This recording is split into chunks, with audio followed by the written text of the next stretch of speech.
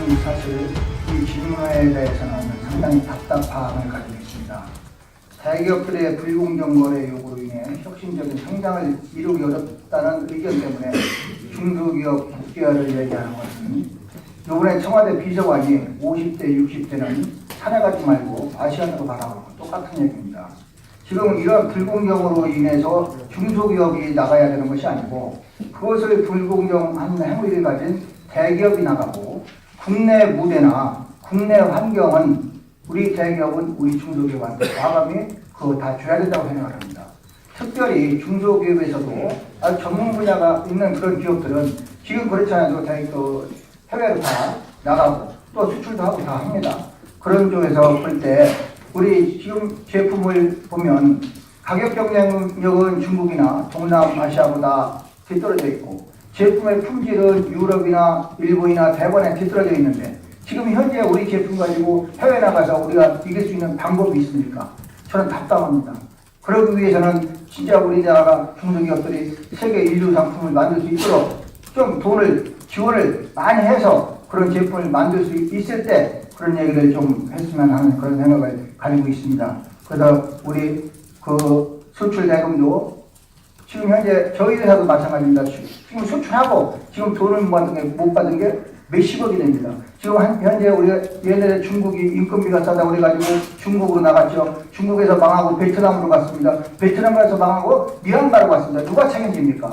책임질 사람 하나도 없습니다. 그건 우리 중소기업 스스로 책임집니다. 다 망하고 맙니다. 그런데 지금 현재 이런 식으로 대기업 때문에 우리 중소기업이 나가는 대안을 찾아야 된다. 그거는 어불성설이라고 생각을 합니다. 또한 전시회 및 시장 개척단 같은 경우도 필요한 경비는 확대해서 지원해야 된다고 봅니다.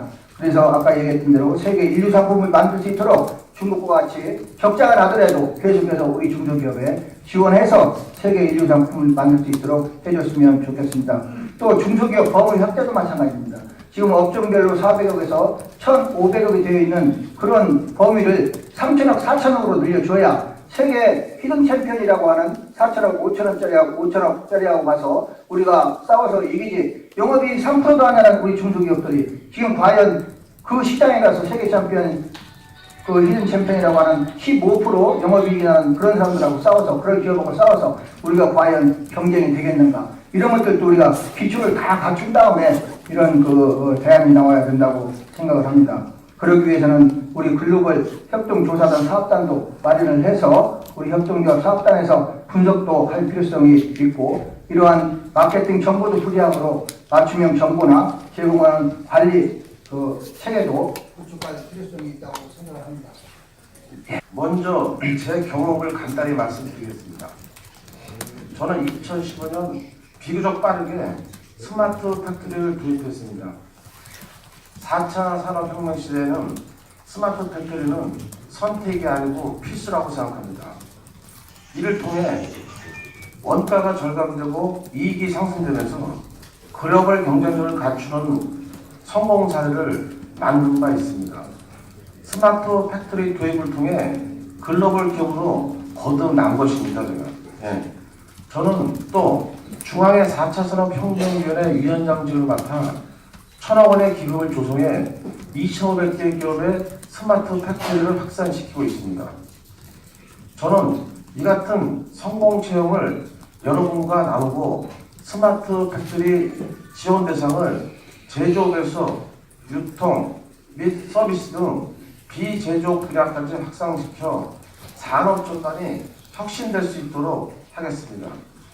이에 따라 저는 중앙에 4차 산업혁명 지원단을 설치해 중소기업의 경쟁력을 높이고 해외 시장을 개척해 글로벌 혁신 기업으로 거듭날 수 있도록 지원하겠습니다. 글로벌 혁신 기업으로 가기 위한 정책적 지원 방안을 구체적으로 몇 가지 말씀드리겠습니다. 첫째, 산업 빅데이터 센터와 글로벌 마케팅 연구소를 설립해 중소기업의 해외 시장 개척과 마케팅을 지원하도록 하겠습니다. 코트라가 중소기업을 위한 해외 시장 개척에 천병 역할을 할 수 있도록 소관 부서를 중소기업 벤처업으로 이관을 추진하겠습니다. 셋째, 해외 시장 진출 시 투입하는 정부 지원금을 직접 중소기업 중화회가 관장할 수 있는 방안을 마련하겠습니다. 네, 이상입니다.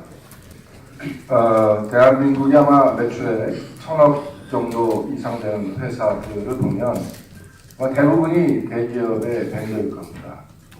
5천억은 말할 것도 없고요. 1,000억 이상 중에서 대기업과 연계되어 있지 않은 회사가 거의 없을 겁니다.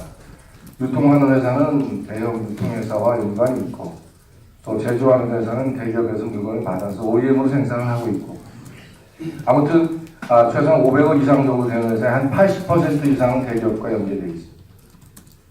벗어날 수가 없습니다. 대기업의 그 정책에서 우리 중소기업이 크게 벗어날 수가 없기 때문에 가장 큰 어려움이 있는 겁니다. 제가 회장이 되면 소통하겠습니다. 중화회장은 가장 특권이라면 대통령을 만나고 또 장관을 만나고 특히 대기업의 오너들, CEO들을 만날 수 있는 기회가 많다는 겁니다. 그 기회를 이용해서 저는 압박을 하겠습니다. 그들에게 설득을 하겠습니다. 그래서 대기업과 중소기업이 상생할 수 있도록 더 노력을 할 거고요.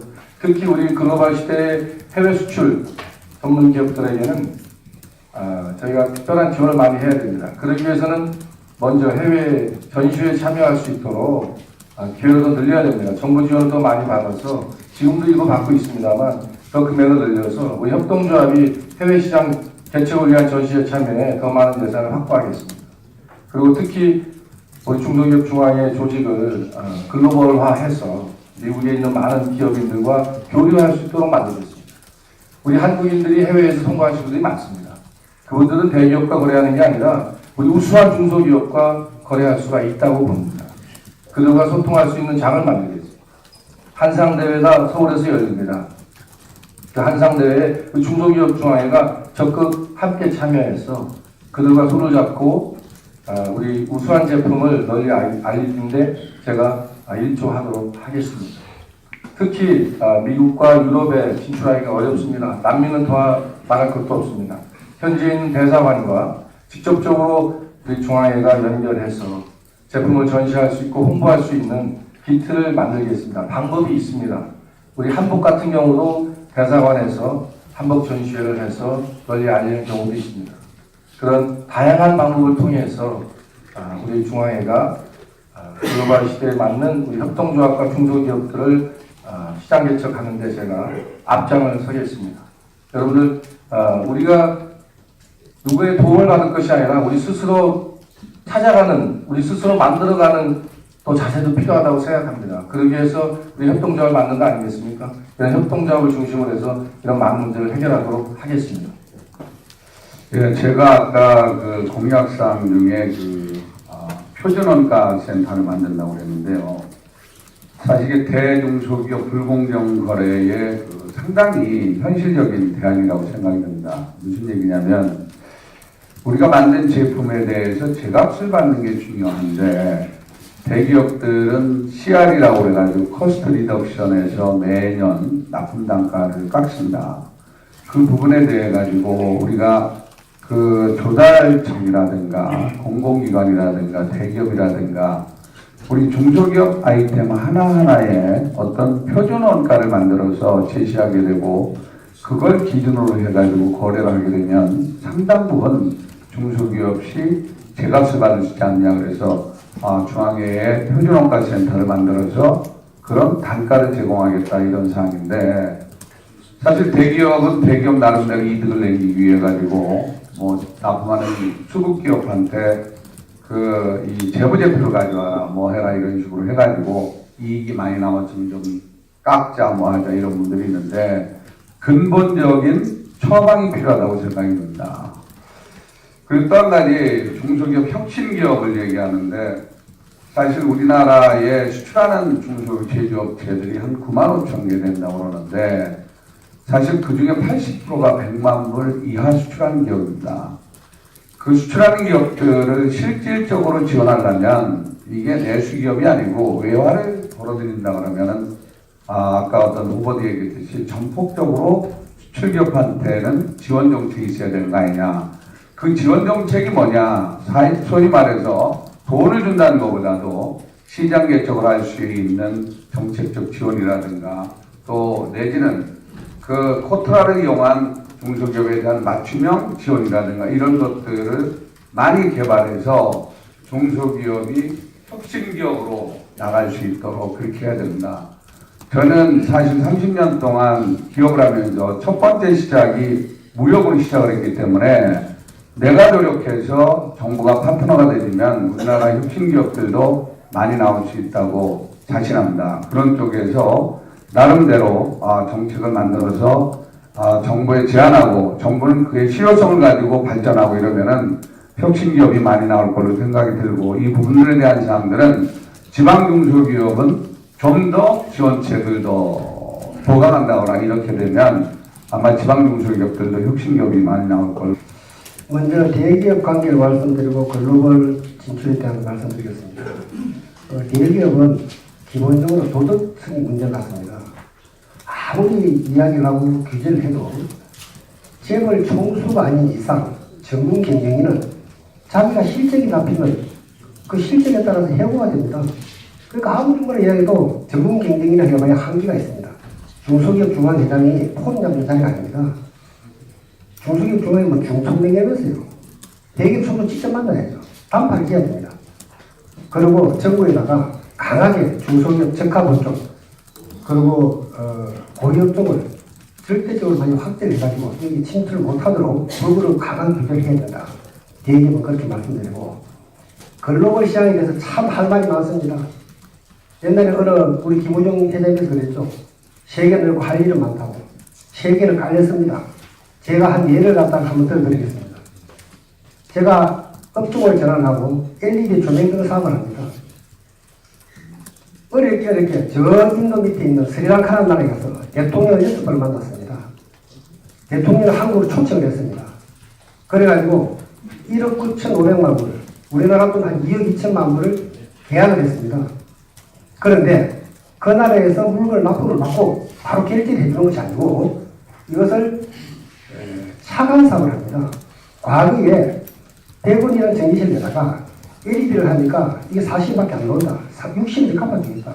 그러면 그 나라에서 차관 사업을 해줘야 되는데 이것을 가지고 과거에 산자부 장관, 중기청장, 청와대 안 가보지 없습니다. 다 나갔습니다.